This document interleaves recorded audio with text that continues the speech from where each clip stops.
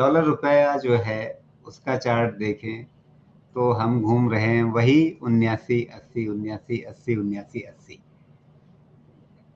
मतलब आरबीआई 80 के ऊपर जाने से रोक रहा है तो उसमें उसे सफलता मिल रही है, लेकिन ऐसा भी नहीं है कि अगर एफआईआई खरीदने लग रहे हैं या कहीं से कोई रिवर्सल इसके अंदर आ जा रहा हो और रुपए में उस रिवर्सल की वजह से टेक्निकल स्ट्रेंथ वापस लौटती हुई दिख रही हो। देखिए, रुपी में थोड़ा तो आप ये भी समझ लीजिए कि डॉलर इंडेक्स का भी कंट्रीब्यूशन है, सनी की नहीं है।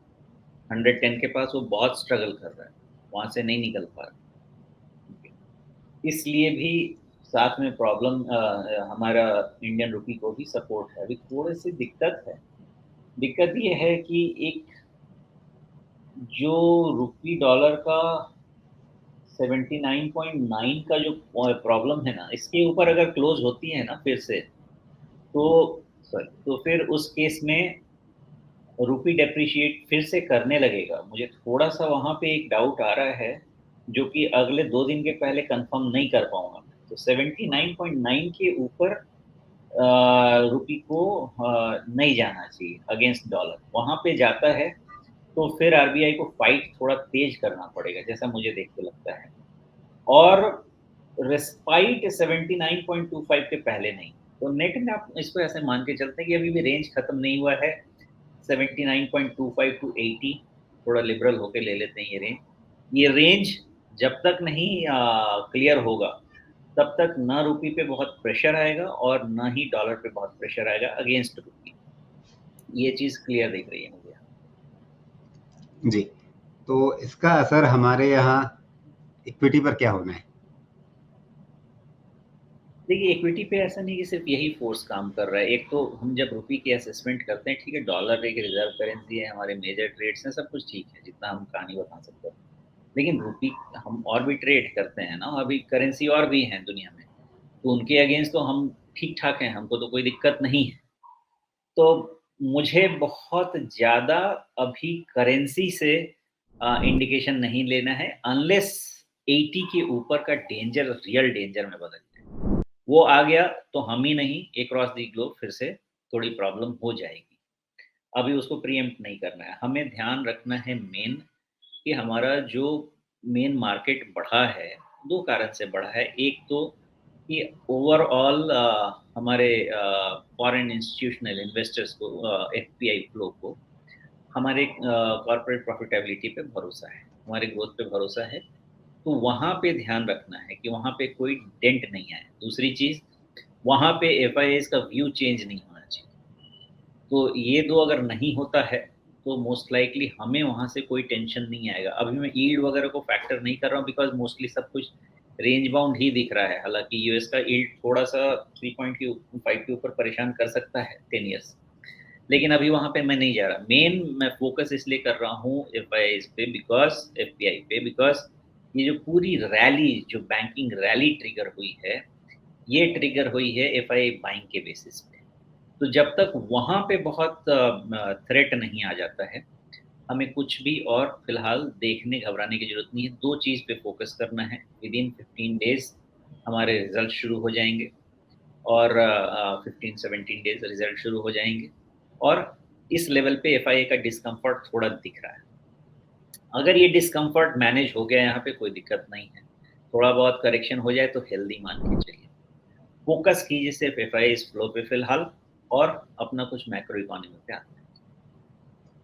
जी, एफआईआई फ्लो के बारे में तो फिर आगे आप बताएंगे कितना टिकेगा कितना नहीं टिकेगा, लेकिन अभी जैसे डॉलर इंडेक्स की आप बात कर रहे हैं कि वहाँ पर भी एक तरह से 109 110 के आसपास तक ये फिर से पहुँचता हुआ दिख ही रहा है, और बीच में अमेरिकी बाजार में जो ट्रेजरी यील्ड है वो 3 से बढ़ के 3.5 के आसपास पहुँच ही गया है।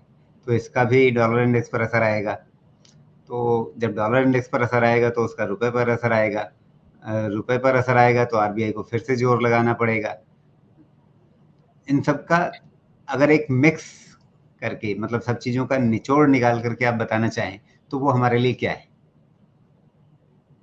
अभी का सिचुएशन पूरा इनडिसीजन का सिचुएशन है, तो यहाँ पे हमको रीड यही करना है कि यहाँ से 110 फिलहाल डॉलर नहीं निकला। हमें रीड ये करना है कि 80 पे रुपये अभी संभला हुआ है।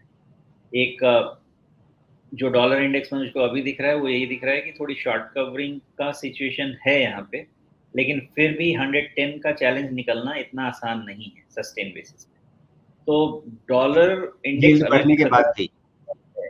हाँ, यील्ड बढ़ने के बाद भी आपको लगता है कि 110 पार नहीं होगा इतनी जल्दी? इसलिए लगता है कि आज मैंने रिपोर्ट में लिखा भी है, यील्ड मुझे लगता है यूएस ट्रेजरी 10 इयर्स जो है 3.5 के आसपास तुरंत नहीं निकलना चाहिए। ट्रैजेक्टरी अप है, कोई डाउट नहीं है, लेकिन मुझे लगता है यहाँ पे आके थोड़ा कंसोलिडेट करेगा, और इसलिए आपको डॉलर इंडेक्स भी कंसोलिडेशन में दिखेगा और हमारी करेंसी भी कंसोलिडेशन में दिखेगी। तो मुझे लगता है ये अगला हफ्ता शायद टाइम पास में निकल जाएगा, उसके अगले हफ्ते में थोड़ा हमको और क्लैरिटी मिलेगी। जी। तो ये रही बात रुपए की और डॉलर की, लेकिन जो एफआईआई वाले भैया हैं वो क्या करेंगे? मतलब फिलहाल तो ऐसा लग रहा है कि उन्होंने पिछले हफ्ते थोड़ा सा फिर से बेचना शुरू कर दिया है। फ्राइडे का डेटा तो ठीक नहीं है, लेकिन वीकेंड डेटा को थोड़ा विद पिंच ऑफ सॉल्ट लेना पड़ता है। लेकिन जो लास्ट वीक रहा है उसमें 2 दिन छोड़ के देखें तो उनकी सेलिंग फिर आ रही है, मतलब 18,000 के ऊपर का डिस्कम्फर्ट है, अभी भी डिस्कम्फर्ट है, और वो वैल्यूएशन डिस्कम्फर्ट भी रहेगा। तो आप उसमें देखें अगर 1.5 ईयर्स 18 टाइम्स फॉरवर्ड, तो अभी थोड़ा उनको दिक्कत लग सकती है। तो इसलिए 18-19 टाइम्स फॉरवर्ड पे वहाँ पे प्रॉब्लम रहेगी, उतना भी hunky डोरी तो नहीं है सिचुएशन। लिक्विडिटी अगर स्लॉशिंग होती थी तो फिर उतना ज़्यादा मतलब प्रॉब्लम नहीं होती थी, लेकिन अभी तो लिक्विडिटी टाइटनिंग का सिचुएशन है, तो यहाँ पे थोड़ा इशू रहेगा। मुझे लग रहा है कि 1 महीना और, तो उसके बाद हमारा ईपीएस ऐड होने लगेगा, तो थोड़ा सिचुएशन बेटर होगा। एफआईए का सिचुएशन मुझे 18,000 के ऊपर अभी भी थोड़ा डिस्कम्फर्ट दिखता है, अनलेस हम रिजल्ट कुछ आउटस्टैंडिंग करने लगे। तो 16 टू 18,000, 17 टू 18,000 एक कंफर्टेबल जोन रह सकता है एफआईएस के लिए। वैसे भी देखिए 15,200, मतलब 15,000 टू 18,000, 20%, मतलब ये रफली देखें 20% का राइज निफ्टी में, और निफ्टी बैंक में तो आई थिंक 24-25%, 28% का राइज। इतना राइज तो काफ़ी है एक बार एटलीस्ट पॉज के लिए उनके, या फिर थोड़ा बहुत कहीं पॉकेट में अगर थोड़ा ऑफ द टेबल प्रॉफिट लेना है तो उसके लिए भी इतना राइज काफ़ी है। तो यहाँ से मुझे लगता है कि थोड़ा एफ भी रेस्ट लेंगे और रिजल्ट का वेट करेंगे।